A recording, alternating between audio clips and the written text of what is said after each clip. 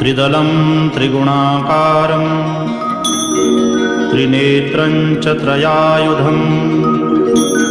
त्रिजन्मपापसंहारम् एकबिल्वं शिवार्पणम्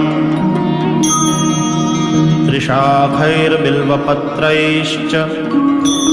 ह्यच्छिद्रैः कोमलैः शुभैः शिवपूजां करिष्यामि ह्येकबिल्वं शिवार्पणम् अखण्डबिल्वपत्रेण पूजिते नन्दिकेश्वरे